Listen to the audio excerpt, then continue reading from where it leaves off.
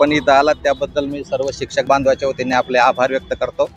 आम्ही माननीय सर्वोच्च न्यायालयाच्या आदेशाप्रमाणे तत्कालीन राज्य सरकारने 8 ऑक्टोबर 2024 रोजी समावेशी शिक्षण उपक्रमांतर्गत सर्व शिक्षा अभियानांतर्गत असलेला उपक्रम आणि त्या उपक्रमांतर्गत सर्व शाळांना दिव्यांग बांधव हे मार्गदर्शन करतात, अध्यापन करतात।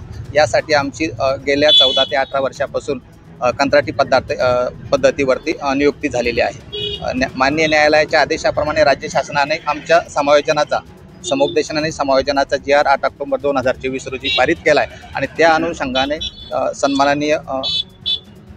सन्माननीय शिक्षण आयुक्त साहेबांनी सर्व जिल्हा परिषद आणि महानगरपालिकाच्या सन्माननीय मुख्य कार्यकारी अधिकारी आणि सन्माननीय आयुक्त साहेबांना आदेशित केले की संबंधित जिल्हा परिषद आणि महानगरपालिकेमध्ये असणारे कंत्राटी शिक्षकांना तात्काळ समुपदेशनाने समायोजन करावं।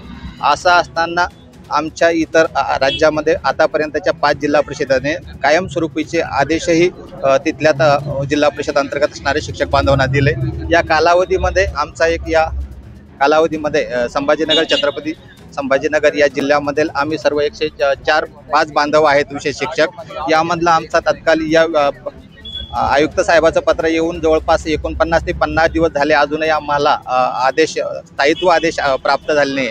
या कालावधीमध्ये आमचा एक बांधव सन्मानित दलाल सर दगावले आहे, त्यांचं कुटुंब उघड्यावर पडलेलं आहे। आमची प्रशासनाकडे हात जोडून एकच विनंती आहे सर्व दिव्यांग बांधवांसहित की आम्हाला तात्काळ समुपदेशनाने स्थायित्व आदेश मिळावे, ही एकच मागणी आहे। आणि जोपर्यंत आम्हाला समुपदेशनाने स्थायित्व आदेश मिळत नाही तोपर्यंत आम्ही सर्व बांधवांनी या ठिकाणी अन्नत्याग आमरण उपोषण हे अवलंबलेलं आहे। जोपर्यंत आम्हाला आदेश मिळत नाही किंवा मृत्यू येत नाही, या 2 पैकी जोपर्यंत अगोदर घडणार नाही तोपर्यंत आम्ही प्रशासनाकडे हात जोडून सर्व बांधवाच्या वतीने विनंती करतो की तोपर्यंत आम्ही हे आंदोलन मागे घेणार नाही।